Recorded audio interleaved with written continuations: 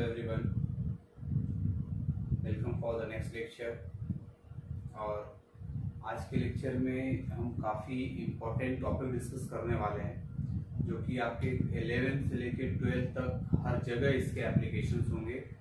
कोई भी चैप्टर इससे अछूता नहीं है। We can not cover a single chapter without touching this topic. Okay, तो आज के टॉपिक में जो हम पढ़ने जा रहे हैं उसका टॉपिक का नाम है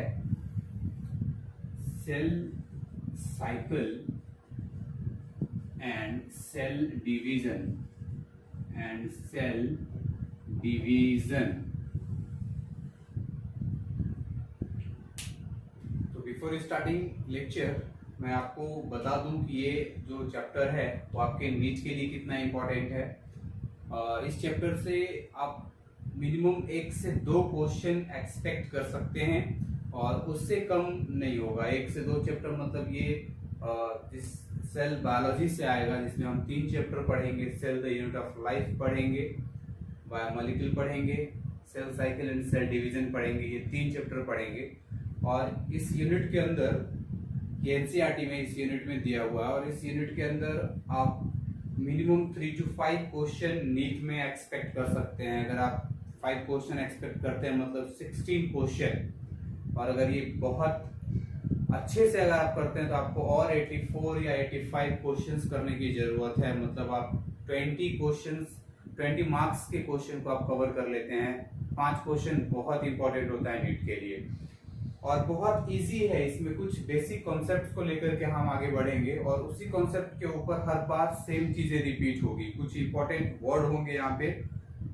जो हर जगह अप्लाई होंगे और उसे आपको बेहतर ढंग से समझना होगा, क्योंकि ये 12th के लिए भी बहुत इंपॉर्टेंट है। आप ऐसा नहीं कह सकते कि 11th में हम पढ़ लिए और इसे हम छोड़ देंगे। 12th के लिए भी ये काफी ज्यादा इंपॉर्टेंट रखता है ना।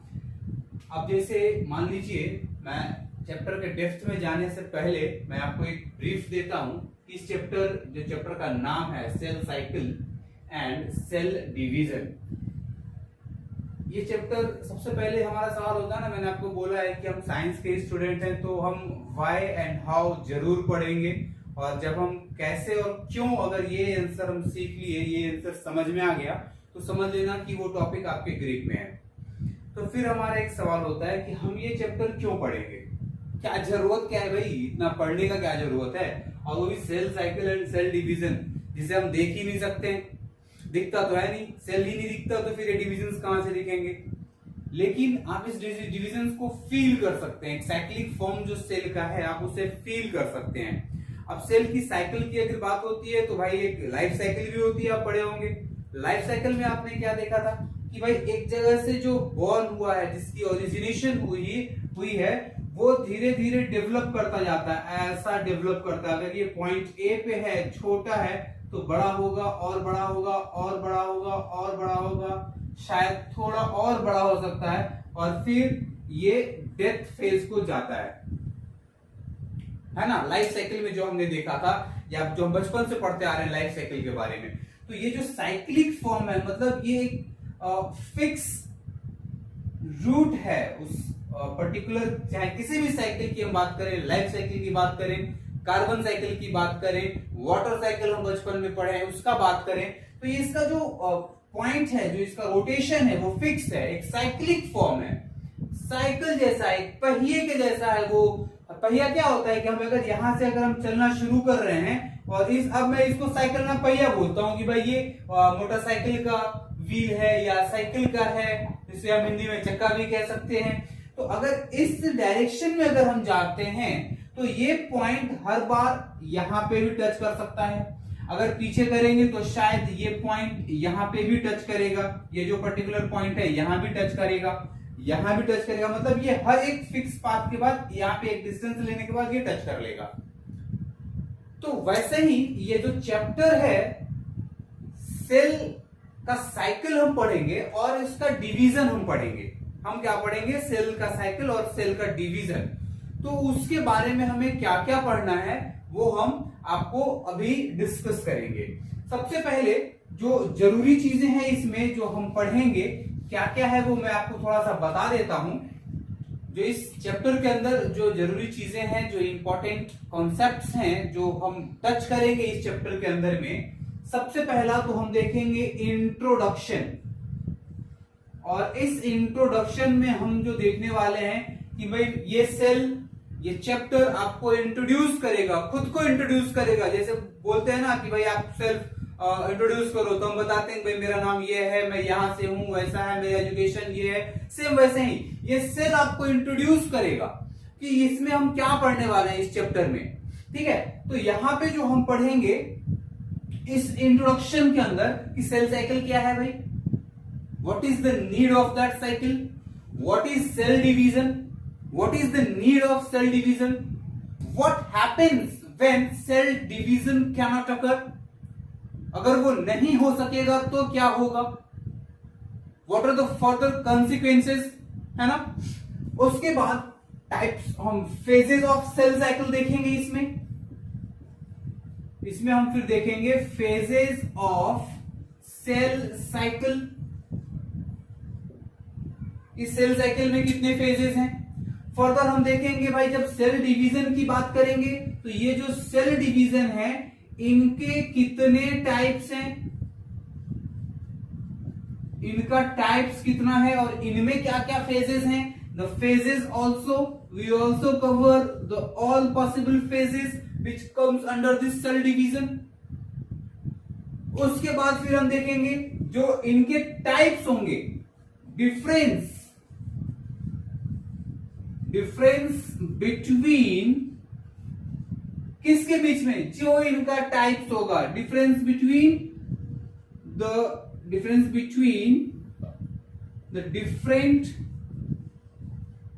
Different types of cell division. As for example जो मेन अपना होगा मियोसिस एंड माइटोसिस के बारे में डिफरेंस क्या है, जो एक बहुत ही इंपॉर्टेंट सेक्शन है आपके बोर्ड के लिए भी, चाहे वो बंदा स्टेट बोर्ड का हो या सीबीएसई बोर्ड का हो या आईसीएसई बोर्ड का हो या नीट के लिए प्रिपेयर कर रहा हो, उसके लिए ये बहुत जरूरत होगा। ओके, अब फाइनली हम लास्ट कर लेंगे भाई इनके significance. What is the need, what is the requirement, what is the significance of all kinds of cell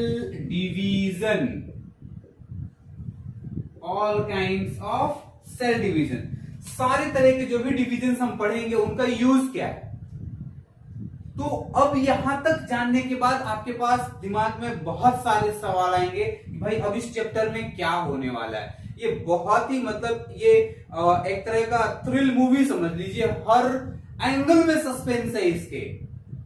ये चैप्टर नहीं है, एक मूवी है, हर एंगल में सस्पेंस है, हर एंगल में ट्विस्ट है। अब आगे क्या होने वाला है। So starting from the introduction part, ये चैप्टर आपको खुद को कैसे इंट्रोड्यूस करता है ये जरा समझिएगा। पहला यहाँ पे सेल जो साइकिल है, मैं before starting the chapter I wish to provide you the meanings from these 4 words only.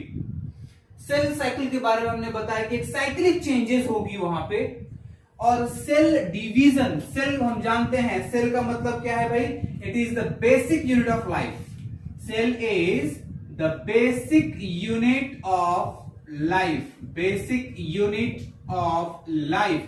आप मेरे प्रीवियस लेक्चर्स में चैनल में चेक कर सकते हैं, जब मैंने आपको सेल का एक इंट्रोडक्शन दिया था, different kinds of organelles, different kinds of cells के बारे में मैंने आपको बताया था, क्या क्या एक दूसरे सेल के बीच में क्या डिफरेंसेस है, ये मैंने वहां पे आपको बताया था। तो वहां पे देखने के बाद आपको समझ में आ जाएगा कि ये जो सेल है ये बेसिक यूनिट ऑफ लाइफ है, सबसे छोटा स्मॉलेस्ट यूनिट है। और डिवीजन का सिंपल मतलब होता है बंटवारा। डिवीजन का सिंपल मतलब होता है बंटवारा, टूट जाना, बंटवारा हो जाना है। घर में भी 2 भाई हैं तो वहां पे वो बंटवारा करते हैं तो सेल वो जो घर होता है वो 2 टुकड़े में टूट जाता है। 3 भाई है तो 3 टुकड़े में टूट जाता है। 4 भाई हैं तो 4 टुकड़े में टूट जाता है। या फिर बहुत एक लेजेंड रिसेंट हर जगह चल रहा है, ये आजकल फैशन हो गया है, एक गर्लफ्रेंड और बॉयफ्रेंड अगर ब्रेकेज हो जाता है, आप मूवी में देखते होंगे शाहरुख खान की गर्लफ्रेंड थी और उसमें ब्रेकेज हो गया तो वो टूट गए, दोनों अलग हो गए। अभी तक दोनों आइसक्रीम भी साथ में खा रहे थे, वॉकिंग भी साथ में कर रहे थे, लेकिन जब डिवीजन हो गया उनका बंटवारा हो गया एक दूसरे के साथ, तब वो दोनों अलग हो गए। मतलब सेल डिवीजन का मतलब क्या हुआ? यहाँ पे तो शाहरुख खान तो आएगा नहीं सेल को डिवाइड करने, यहाँ तो सेल डिवाइड कर रहा है, शाहरुख खान डिवीजन नहीं है। मतलब यहाँ पे क्या, सेल टूटेगा। सेल टूटेगा मतलब ये अगर एक सेल है तो ये आगे जाकर के ये टूट करके 2 सेल बना लेगा। ये देखिए सस्पेंस आ गया, टूटने के बाद 2 बनाया ना। सोसाइटी की नियम हम फॉलो कर रहे हैं, शाहरुख खान के मूवी का नियम फॉलो कर रहे हैं, लेकिन यहाँ पे टूट करके 2 सेल बना है और ये दोनों सेल एक दूसरे का जैसा है, एक दूसरे का जैसा है, कोई डिफरेंसेस नहीं है इनमें, कोई चेंजेस नहीं है। जो इनके पास है वही इन दोनों के पास भी है। तो इन दैट सिचुएशन जो प्रीवियस सेल है उसे हम बोलते हैं पेरेंट सेल, इसे हम कहते हैं पेरेंट सेल। और ये जो दोनों नया फॉर्म हुआ है इसे हम कहते हैं daughter cell. This is what called as daughter cell. अब इनके पास न्यूक्लियस होगा, भाई होगा, क्यों नहीं होगा? इनके पास न्यूक्लियस है तो इन दोनों के पास भी न्यूक्लियस होगा। इनके पास साइटोप्लाज्म होगा क्या? जरूर होगा पेरेंट के पास। जब पेरेंट के पास साइटोप्लाज्म है तो इनके पास भी साइटोप्लाज्म होगा। इनके पास सेल ऑर्गेनेल्स हैं क्या? हाँ भाई सेल ऑर्गेनेल्स हैं इनके पास। मैं शॉर्ट में लिख देता हूं कि भाई इनके पास सेल ऑर्गेनेल्स हैं, तो इनके पास भी सेल ऑर्गेनेल्स होंगे, इनके पास भी सेल ऑर्गेनेल्स होंगे। दोनों में कोई चेंज नहीं होगा। मतलब क्या हुआ कि भाई अब इस सेल डिवीजन के अंदर 2 अलग तरह की डिवीजन हो रही है।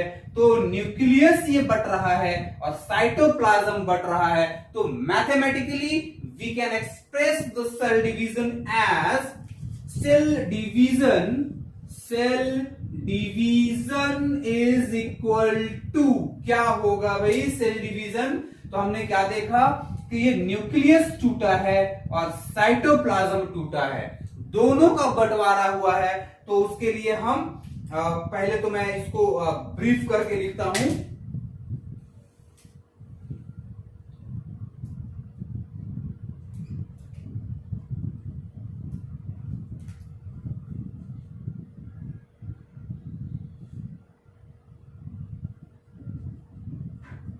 डिवीजन ऑफ न्यूक्लियस प्लस उसके बाद क्या हुआ है, division of cytoplasm. Division of nucleus plus division of cytoplasm, दोनों का डिवीजन बटा है, दोनों का डिवीजन हुआ है, दोनों का बंटवारा हुआ है एक तरह से। तो अब इस डिवीजन ऑफ न्यूक्लियस को जो हम कहते हैं, बायोलॉजिकल थोड़ा सा हार्ड टर्म डूड वाला यूज करेंगे हम लोग, वो होता है karyokinesis and the division of cytoplasm is called as cytokinesis. Now can we say the cell division, can we say that cell division is equal to karyokinesis plus cytokinesis, karyokinesis plus cytokinesis।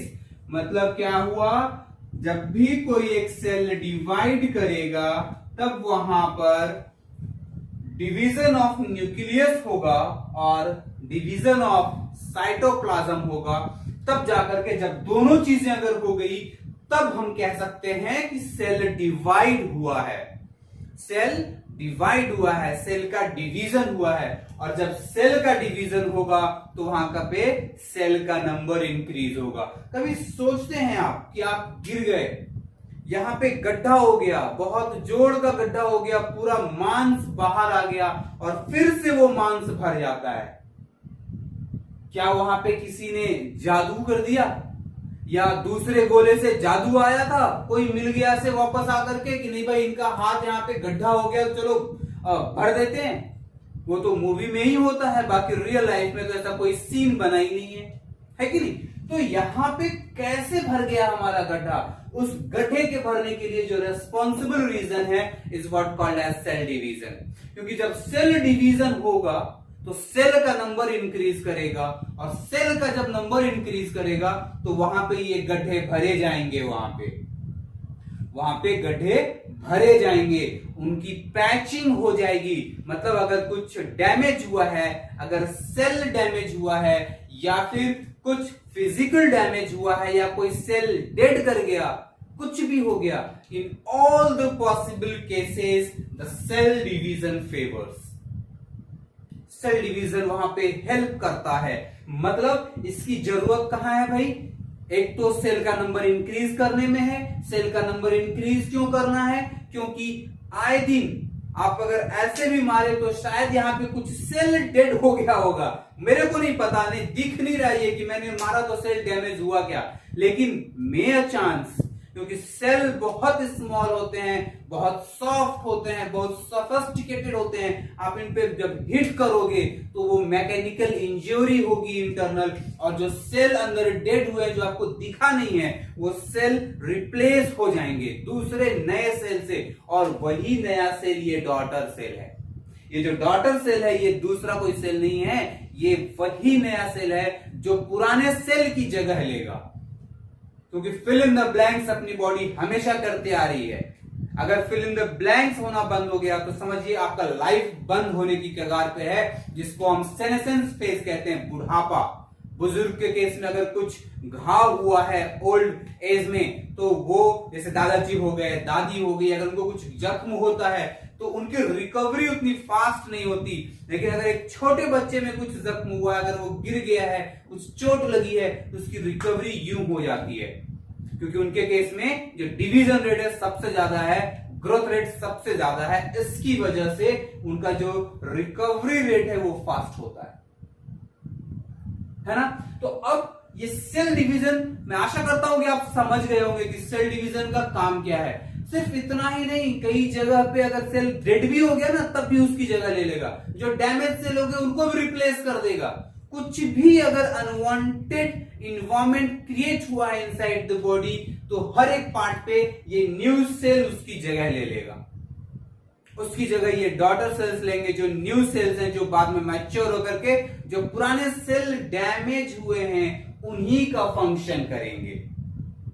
तो cell, एक cell same nature वाले cell से ही replace होगा। Epithelial cell से ही replace होगा, cardiac cell से ही replace होगा, जो मसल सेल है वो मसल सेल से ही रिप्लेस होगा। मसल सेल की जगह कभी एपिथेलियल सेल नहीं ले पाएगा, एपिथेलियल सेल की जगह कभी मसल सेल नहीं ले पाएगा। और हर एक सेल में डिवीजन होता है, हर एक सेल में ग्रोथ होता है। Now we define the cell cycle. Cell cycle क्या है? जहां तक अभी तक हमने डिस्कस किया कि यहाँ पे न्यूक्लियस डिवाइड करेगा, साइटोप्लाज्म डिवाइड करेंगे, सेल के कंस्टिट्यूएंट्स डिवाइड करेंगे, हर एक लेवल पे उनका डिवीजन होगा, उनका बंटवारा होगा। तो सेल डिवीजन जब हम समझ गए तो कहीं ना कहीं हमारी एक जिज्ञासा ये भी है कि हम सेल साइकिल को भी समझ लें कि सेल साइकिल क्या होता है। साइक्लिक फॉर्म में होगा ये हम जान चुके हैं कि ये साइक्लिक फॉर्म में होगा। बाकी ये जो सेल साइकिल है we can define it as, ये क्या है, एक सीक्वेंशियल प्रोसेस है। जो ये सेल साइकिल है ये एक सीक्वेंशियल प्रोसेस है। तो ये सेल साइकिल क्या है भाई? It is a sequential, it is a sequential process, it is a sequential process जिसमें क्या हो रहा है भाई, जितनी भी चीजें हैं न्यूक्लियस के अंदर वो डबल होगा, उनका ग्रोथ होगा। जो साइटोप्लाज्म के अंदर है वो डबल होगा। मतलब it is a sequential process in which It is a sequential process in which a cell double up its genome के बारे में मैं पहले बता चुका हूं. The complete length of the gene of an organism is called as genome. Develop its genome. Cell constituents like cell organelles, cell constituent को भी डेवलप करेगा. मतलब इस साइटोप्लाज्म के अंदर जो है वो सबका डबलिंग होगा. जीनोम को डबल करेगा मतलब डीएनए को डबल करेगा. और जो कैसे आगे देखते हैं. Cell constituents like cell organelles, the RNA भी प्रेजेंट होता है.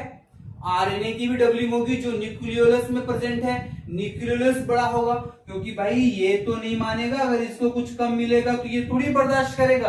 एक भाई को 5 लाख कम दे दो, दूसरे भाई को 5 लाख ज्यादा दे दो तो वो तो एक दूसरे को मारने पे उतारू हो जाते हैं. तो ये सेल एक दूसरे को मारता नहीं है. ये सेल इतना रूठ जाता है कि ये लाइफ को सपोर्ट नहीं कर पाता है.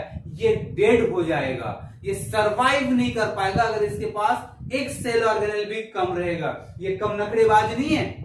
जो प्रकृति ने, जो नेचर ने हमें सेल दिया है ना, वो बहुत ज्यादा नखरेबाज है. इसको हर एक चीज चाहिए जो पेरेंट के पास था और अगर नहीं मिला तो ये डेड हो जाता है, ये म्यूटेट हो जाता है, कुछ उल्टा फंक्शन करने लगता है. तो उस केस में क्या जरूरी है भाई कि झगड़ा ना हो, आपको सारी चीजें मिलेंगी जो आपके पेरेंट्स के पास है. तो इनके पास क्या डबल करना पड़ेगा? जीनोम डबल करना पड़ेगा.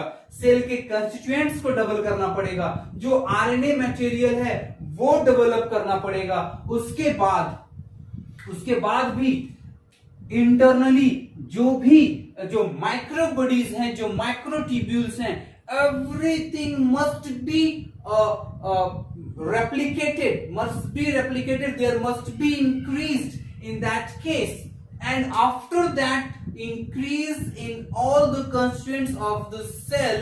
When all the constituents of the cell gets developed further, it must be followed by the division. वो डिवीजन में जाकर के रुकने को होना, डिवीजन हो जाने को होना कंप्लीटली. ये सब डबल होने के बाद वहां पे सेल डिवीजन होना चाहिए. तो हमने क्या लिखा है? It is a sequential process in which a cell develop its genome, cell constituents like cell organelle, RNA etcetera, and completes the cell division. सब कुछ हो गया और ये अगर डिवीजन ही नहीं हुआ तब जाकर के कोई मतलब नहीं है, फिर वो वेस्टेज हो जाएगा. हमने बहुत पैसे इन्वेस्ट किए घर बनाने के लिए और मेरा घर ही नहीं बना तो वेस्ट हो गया. वैसे ही ये बहुत मेहनत किया है, ये पेरेंट बहुत मेहनत किया है कि यहाँ पे हम डिवाइड कर लें और 2 यंग वंस को प्रोड्यूस कर दें. तब जाकर के आगे का जो और सपोर्टिव फैक्टर्स होंगे या मैं नहीं प्रोवाइड कर पाऊंगा तो ये दोनों प्रोवाइड करेंगे. राम और लखन प्रोवाइड करेंगे. याद रखना, ये राम और लखन प्रोवाइड करेंगे. 2 सेल्स बने हैं, ये दोनों आगे इनकी जगह ले लेंगे क्योंकि अब ये सरवाइव नहीं कर सकता. तो कहीं ना कहीं हम ये भी सोच सकते हैं क्या कि ये जो डिवीजन है ये रिप्रोडक्शन में भी सपोर्ट करेगा कि नहीं करेगा? ये रिप्रोडक्शन में भी सपोर्ट करेगा. तो अब इसका डेफिनेशन ये कंप्लीट हो गया. It is a sequential process in which a cell develop its genome. वहां पे हम रुक सकते हैं. डीएनए को डबल कर लेगा, उसके न्यूक्लियस के अंदर जो भी उसका जीनोम होगा उसको डेवलप कर लेगा. जो क्रोमेटिन फाइबर, आप मेरे प्रीवियस लेक्चर को देख सकते हैं, क्रोमेटिन फाइबर को डेवलप कर लेगा. सेल के कंस्टिट्यूएंट्स को डेवलप कर लेगा. आरएनएस को डेवलप कर लेगा. मैंने आरएनए को अलग से लिखा है क्योंकि ये न्यूक्लियोलस में प्रेजेंट है. हमने जीनोम की जब बात की है, आरएनए की बात नहीं करेंगे तो ये भी बुरा मानेगा कि भाई मेरे बारे में भी कुछ चर्चा कर लो. है ना। तो आरएनए को डेवलप कर लेगा, इनको इंक्रीज कर लेगा और finally completes the cell division और ये डिवाइड हो गया। मतलब पहले तैयारी होगी, आप नीट के लिए फोकस कर रहे हो ना, तो आप पहले तैयारी करो तब जाकर के एग्जाम दोगे ना। आपने तैयारी कर लिया, एग्जाम ही नहीं दिया तो कोई मतलब तो है नहीं, कोई फायदा नहीं हुआ 2 साल प्रिपेयर करने का। और आप 2 साल प्रिपेयर ही नहीं किए, डायरेक्ट एग्जाम दे दिए, तब भी कोई फायदा नहीं है। इसने प्रिपेयर ही नहीं किया कि भाई सेल डिवीजन करना है और डायरेक्ट ये डिवाइड हो गया, तो देगा किसको? एक माइटोकॉन्ड्रिया, शायद इसके पास आ जाएगा, इसके पास नहीं आएगा। इसके पास मान लो 10 क्रोमोसोम है, शायद ये ले ले, इसके पास नहीं आएगा, सरवाइव तो कोई नहीं कर पाएगा, बेनिफिट तो कहीं नहीं है। तो हम सेल से भी सीख सकते हैं पढ़ाई को लेकर के, और पढ़ाई से सेल भी सीखता है। जब एक बच्चा सीक्वेंशियल वे में पढ़ाई कर रहा है तो हमें भी एक सीक्वेंशियल वे में डिवीजन करने को होना, पूरी तैयारी के साथ, है ना। पूरी तैयारी के साथ डिवीजन करने को होना, तब जाकर के कहीं कुछ मजा आएगा और वो डिवीजन प्रॉपर होगा। तो शायद अब हम समझ चुके हैं सेल साइकिल क्या है, सेल डिवीजन क्या है। साइक्लिक फॉर्म ये डेवलप करे, कंस्टिट्यूएंट्स को बढ़ाए और फिर डिवाइड कर जाए। और सेल डिवीजन का मतलब क्या है भाई, कि सिंपल डिवीजन हो गया, टूट गए सेल। हमने शाहरुख खान का एग्जांपल लिया था, लेकिन यहां पे शाहरुख डिवीजन नहीं है तो शाहरुख टूटेगा। मैं कुणाल सर अगर लिखा है कुणाल डिवीजन तो कुणाल सर टूटेंगे, है ना। तो सेल डिवीजन समझ में आ गया। अब इसी लेक्चर में आगे हम देखेंगे जो फेजेस होंगे सेल साइकिल के, उसके बारे में हम देखेंगे। तो हम स्टार्ट करते हैं सेल साइकिल के फेजेस के बारे में। तो अभी हम पढ़ेंगे यहाँ पे, ये हम पढ़ेंगे फेजेस ऑफ सेल साइकिल।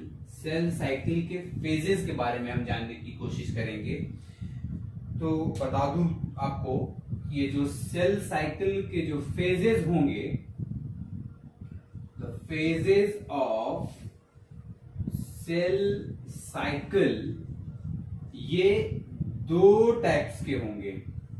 ये जो होंगे ये 2 टाइप्स के होंगे मेन फेजेस। जो पहला फेज होगा उसे हम कहेंगे इंटरफेज, और जो दूसरा फेज होगा उसे हम कहेंगे M phase. There are 2 phases in cell cycle. The one is what called as interphase and the second one is called as M phase. Interphase में, that interphase is also called as preparatory phase. It is also called as preparatory phase. इसे preparatory phase भी कहते हैं। As the term indicates, preparation की कुछ बात होगी यहाँ पे। And M here stands for mitosis. M here stands for mitosis phase, मतलब mitotic phase भी इसे हम कह सकते हैं। डिवीजन जो होगा वो मेन यहाँ पे होगा, और बाकी जो यहाँ जो चीजें चलेंगी वो डिवीजन होगा।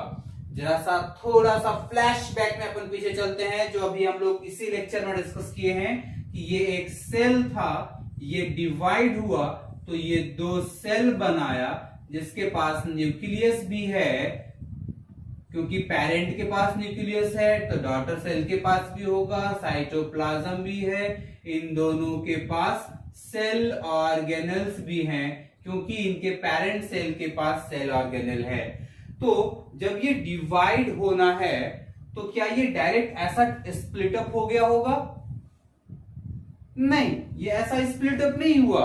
थोड़ा सा डेप्थ में बढ़ते हैं, थोड़ा सा फिगर को करेक्ट कर देता हूं मैं फिगर को करेक्ट कर देता हूं। यहाँ पे एग्जैक्टली हुआ क्या था, ये आगे बढ़ा तब जाकर के थोड़ा इनलार्ज होने के बाद इसके पास 2 न्यूक्लियस हो गए। न्यूक्लियस पहले 2 हो गए, और फिर जब ये आगे आया तब इसके पास ये पूरा बंटवारा लेकर के अलग हो गया, अलग अलग न्यूक्लियस दोनों के पास। ये एग्जैक्ट चीज हुई यहां पे। तो जो सबसे पहले हुआ इसे हम कहेंगे कैरियोकाइनेसिस, इसे हम कहेंगे कैरियोकाइनेसिस। और जो यहां इस स्टेप में हुआ है इसे हम कहेंगे cytokinesis. Now can we say cell division is equal to karyokinesis plus cytokinesis. पहले न्यूक्लियस डिवाइड हुआ and the division of nucleus is further followed by the division of cytoplasm, division of cytoplasm. यहां पे देखिए cytoplasm divide हो गया है, यहां पे साइटोप्लाज्मिक डिवीजन हुआ है और यहां पे ये न्यूक्लियर डिवाइड हुआ था। इस सेल के पास एक ही न्यूक्लियस था, अब इसके पास दो न्यूक्लियस है। तो अब इंटरफेस की बात करते हैं, थोड़ा इस फिगर से सीखेंगे इंटरफेस को। इंटरफेस को हमने क्या कहा कि this interface is also called as preparatory phase, मतलब something going to be some kind of preparation is going to be occur in that phase। वो प्रिपरेशंस कैसे हैं भाई अपने हम जान रहे हैं ना कि सेल को हमने सेल साइकिल में डिफाइन किया था कि सब एक साइक्लिक चेंज है। वो सेल साइकिल क्या है, एक साइक्लिक फॉर्म है। चीजें बनेंगी फिर बटेंगी, फिर बनेंगी फिर बटेंगी। तो वो बनेगी क्या, तो सेल ऑर्गेनेल्स जो हैं, जो जीनोम है, जो आरएनए है, जो डीएनए है, जो साइटोप्लाज्म है, वो सब अलग होगा और वो डेवलप होके अलग होगा क्योंकि वो दो सेल के अंदर जा रहा है। तो जो इंटरफेस की जो हम बात करेंगे तो यहां पे एग्जैक्टली क्या होना है, doubling of DNA, doubling of DNA मतलब न्यूक्लियस से हम शुरुआत करते हैं पहले, और यहां पे इस इंटरफेस में याद रखिएगा वो सारी चीजें प्रिपेयर होगी जो कैरियोकाइनेसिस के लिए रिस्पॉन्सिबल होगा और साइटोकाइनेसिस के लिए रिस्पॉन्सिबल होगा, क्योंकि बाद में सिर्फ बंटवारा होगा। पिताजी क्या करते, पैसे बनाते हैं और बाद में बच्चे उसे बांट लेते हैं। तो एक तरह से कहें तो जो इंटरफेस है ना, ये बाप का रोल अदा कर रहा है इस मूवी के अंदर। इस मूवी के अंदर he is acting like a father, he is preparing everything for the sake of that division, for the completion of that division which is very required for that division। उस division के लिए जरूरत है कि ये यहाँ पे ये बनेगा। तो सेल में क्या क्या है, सेल के अंदर न्यूक्लियस है, न्यूक्लियस के अंदर न्यूक्लियोलस है, वहां पे डीएनए है, वहां पे आरएनए है। न्यूक्लियस से बाहर जब हम जाएंगे तो सेल ऑर्गेनल्स हैं साइटोप्लाज्म में। सेल ऑर्गेनल्स की जब हम बात करते हैं तो माइटोकॉन्ड्रिया है, प्लास्टिड है, राइबोसोम्स है, एंडोप्लाज्मिक रेटिकुलम है, गोल्गी बॉडीज है, फूड वैक्यूल्स है, ब्ला ब्ला ब्ला, और बहुत सारे सेंट्रियोल्स हैं। ये सब जब डबल हो जाएगा तब जाकर के यहां पे इस फेज में बंटवारा हो जाएगा।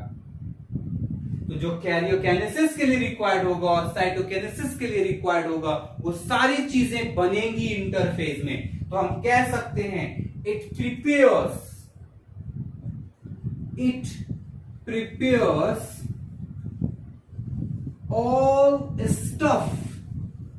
all stuffs required for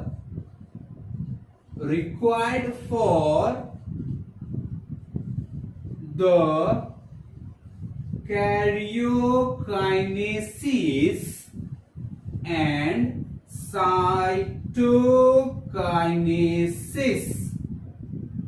देखिएगा एक लाइन में पूरी मीनिंग लिख दी मैंने इसमें। ये स्टफ थोड़ा सा प्यारा शब्द है, फूडी है ये। It prepares all stuffs required for the karyokinesis, very important, and cytokinesis, it is also very very important, क्योंकि यही तो होना है तभी तो डिवीजन होगा। तो साइकिल में बनेगी चीजें और बटेगी, फिर बनेगी चीजें फिर बटेगी। तो अब यहाँ पे क्या क्या बनना है मैं डिटेल में थोड़ा ऊपर ही लिख देता हूं। क्या डबल होगा भाई, डीएनए होगा, आरएनए होगा, उसके बाद अगर हम कहें तो सेल ऑर्गेनल्स भी डबल होंगे, सेल ऑर्गेनेल्स भी डबल होंगे। तो कुछ ऑर्गेनेल्स डिवाइड कर जाएंगे, वो भी माइटोटिकली डिवाइड करेंगे, टूट जाएंगे, दो बन जाएंगे। सेल ऑर्गेनेल्स कुछ फॉर्म बनाया तो नहीं जाएगा वहां पे, वो टूट जाएंगे और दो हो जाएंगे। तो सबसे पहले कैरियोकाइनेसिस के लिए जो चीजें लगेंगी, हम न्यूक्लियस से अगर हम पूछते हैं कि भाई आपके पास क्या क्या है, तो अब एक न्यूक्लियस बनाते हैं। इस पर्टिकुलर पार्ट को थोड़ा जूम कर लेते हैं, हमारा स्वार्थ यहाँ पे सिद्ध हो जाएगा। ये हो गया न्यूक्लियस। अब इस न्यूक्लियस के अंदर ये जो प्रेजेंट है ये है न्यूक्लियोलस। यहाँ पे ब्लू कलर में ही अक्षर में दिखाते आया हूं पानी को, साइटोप्लाज्म को, तो ये है साइटोप्लाज्म। और इस टाइम पे, डिवीजन के टाइम पे, ये थ्रेड लाइक स्ट्रक्चर जो है इसे हम बोलेंगे क्रोमेटिन फाइबर। क्रोमेटिन फाइबर इसे बोलेंगे न्यूक्लियोलस। इसे कहेंगे this is what called as nucleoplasm, the cytoplasm of nucleus, nucleoplasm। इसके अंदर प्रेजेंट है आरएनए, हैज आरएनए मतलब, और डीएनए थ्रेड की बात हो गई, आरएनए की बात हो गई, साइटोप्लाज्म अलग हो गया कैरियोकाइनेसिस। मतलब डीएनए हमने डबल कर लिया, आरएनए डबल किया, मतलब न्यूक्लियस की सारी कहानी हो गई। और सीधे हम सेल ऑर्गेनेल्स पे आ गए, तो वो सेल ऑर्गेनेल्स यहाँ साइटोप्लाज्म के अंदर प्रेजेंट है। जो सेल ऑर्गेनेल्स की हम बात कर रहे हैं वो यहाँ साइटोप्लाज्म में है, ये यहाँ प्रेजेंट है बिफोर डिवीजन। तो इंटरफेस तक की बात जब प्रिपेयर हो रहा है, यहाँ पे प्रिपेयर जब हो रहा है तो ये इंटरफेस की बात हो रही है। और जब डिवीजन होना शुरू हो गया तो ये सेल डिवीजन की बात हो गई। मतलब थोड़ा सा फिर देख लें, ये जो फेज है, ये जो सेल जो अभी तक डिवाइड होना शुरू नहीं हुआ, हम कहेंगे कि इट रिसाइड्स इन इंटरफेज। कहां है भाई? तो ये इंटरफेज में है। और बाकी ये जो दोनों है भाई साहब, ये कहां पे हैं? तो ये कहेंगे कि मैं एम फेज में हूं। मैं कहां हूं? तो मैं एम फेज में हूं।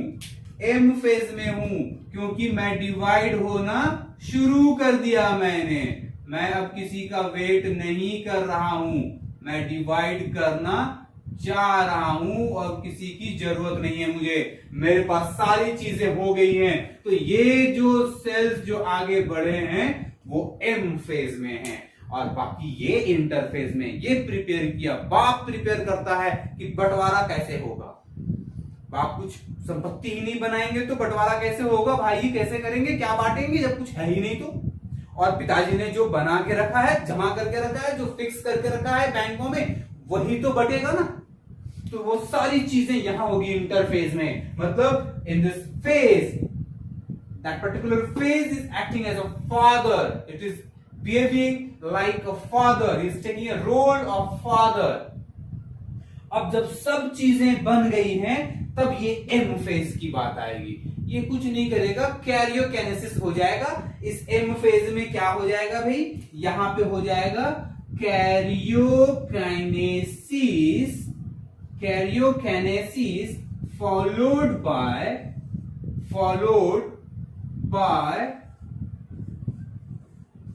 cytokinesis.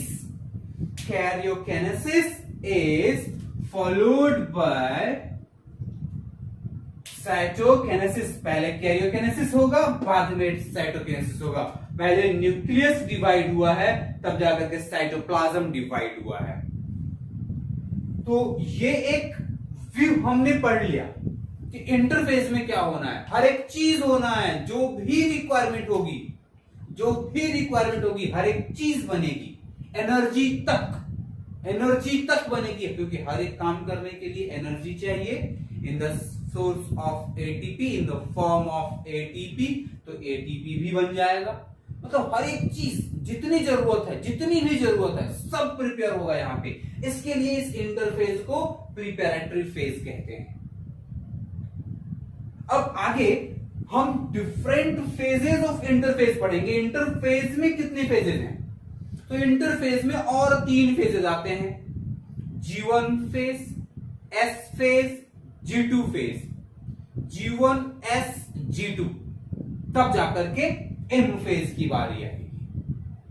This interface further having 3 sub phases in it. The one is called as G1 phase,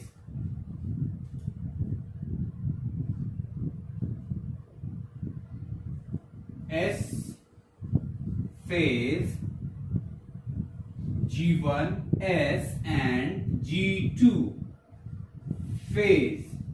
ये 3 फेजेस होंगे। अभी तक हमने क्या देखा? ये इंटरफेज है, पप्पा है भाई, सबसे ज्यादा मेहनत कर रहा है। मतलब एक तरह से हम कह सकते हैं the cells which are in interface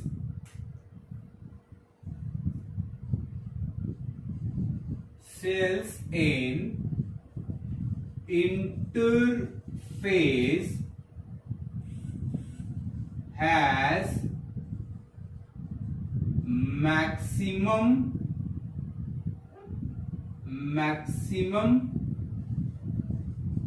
metabolic rate। सबसे ज्यादा मेटाबॉलिकली एक्टिव होता है वो सेल, सबसे ज्यादा एक्टिव होता है। तो अब इस इंटरफेज में 3 फेज हमने दिया, G1 phase, S phase, G2 phase. और पहले हमने क्या डिस्कस किया कि इंटरफेज पप्पा फेज है, पप्पा जैसा बिहेव कर रहा है, मतलब सारी चीजें प्रिपेयर कर रहा है, वो डीएनए, वो आरएनए, वो सेल ऑर्गेनेल सब डेवलप कर रहा है। तो यहां पे मैं बता दूं कि that S represents, it stands for synthesis, it stands for synthesis. So in that S phase, synthesis of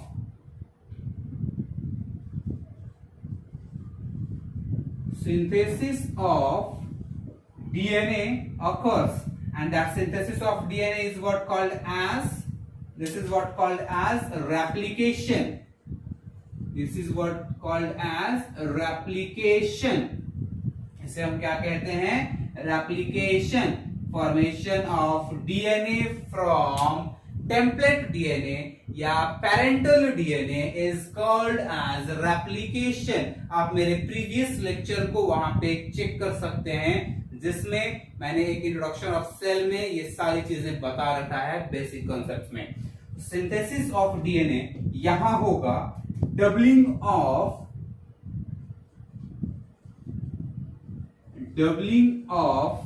centrioles, मतलब सेंट्रियोल्स टूट करके 2 हो जाएंगे, जोड़ा बन जाएगा उनका।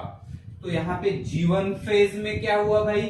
G stands for gap, that particular G stands for gap, gap 1 phase, synthetic phase, gap 2 phase। तो अब इस G1 फेज में क्या होगा भाई? यहां पे इस G1 फेज में जो कहानी चलेगी, यहां पे कुछ ऐसी बात होगी, यहां पे होगा ट्रांसक्रिप्शन, यहां पे होगा ट्रांसक्रिप्शन, मतलब डीएनए से आरएनए का formation, the formation of DNA from RNA, RNA से डीएनए के फॉर्मेशन को हम कहते हैं ट्रांसक्रिप्शन। अब ये आरएनए 3 टाइप्स के होते हैं, मतलब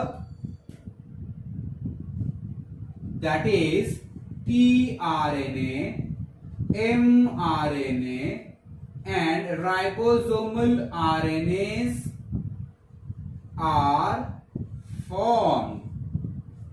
और क्या होगा भाई? यहां पे फॉर्मेशन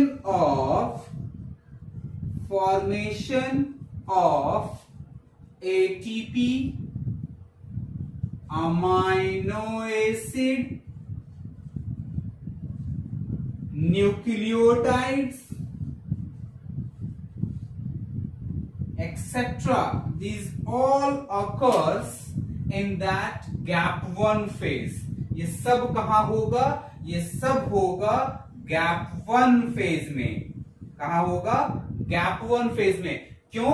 क्योंकि डीएनए तो यहां बन रहा है और ये जो डीएनए है, डीएनए के फॉर्मेशन के लिए न्यूक्लियोटाइड्स की रिक्वायरमेंट होगी. डीएनए के फॉर्मेशन के लिए न्यूक्लियोटाइड्स की रिक्वायरमेंट होगी and that nucleotides is being formed in that gap 1 phase. अब क्या बचा? यहां पे जो भी जरूरी चीजें हैं, proteins, amino acid, nucleotides, ATP, सब यहां बन जाएगा.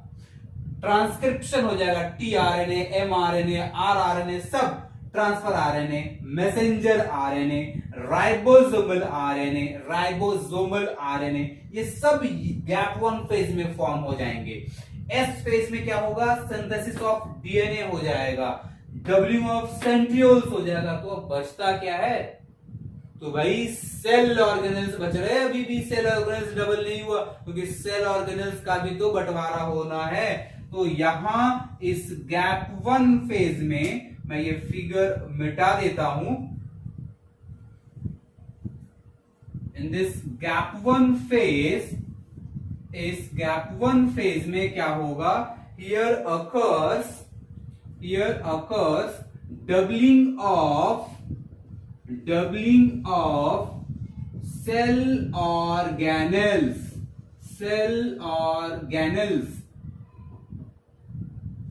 like mitochondria, like plastid, like Golgi bodies, like endoplasmic reticulum, etc. अब सेल को जो चाहिए वो सब मिल चुका है, जिसका बंटवारा होना है. अब सब मिल चुका है, अब कुछ बचा नहीं है. अब एम फेज में सीधे ये डिवाइड कर जाएगा.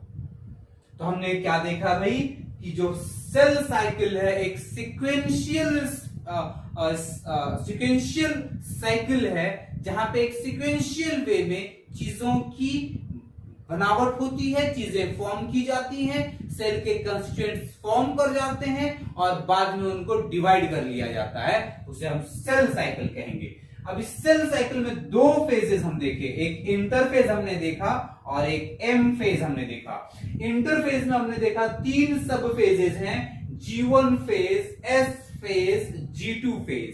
और इस G1 फेज में ट्रांसक्रिप्शन हो गया, formation of ATP, amino acids, all kind of nucleotides like ATP, GTP, CTP, TTP, UTP, everything सब यहां फॉर्म हो गया. यहां पे डीएनए रेप्लिकेट कर गया और यहां पे गैप 2 फेज में डबलिंग ऑफ सेल ऑर्गेनल्स हो गए. चलिए, तो आई होप कि ये आपको पूरा समझ में आ गया होगा एक फ्लो चार्ट के थ्रू. अब यहां पे मैंने लगे तो नंबरिंग लिख देता हूं. First, second, third. Interface G1S, G2, M phase, ये सारे इंटरफेस के फेजेस हो गए. हमने डिस्कस कर लिया सारी चीजों को. और अगर आपको ये पूरा लेक्चर समझ में आया हो तो please make it viral, subscribe the channel and like the channel. Always hit और press the bell icon so that आपको हमेशा ये नोटिफिकेशंस आ जाएं. जब भी मैं वीडियो अपलोड करूं वो आपको उसके नोटिफिकेशंस मिल जाएं, है ना. Thank you very much.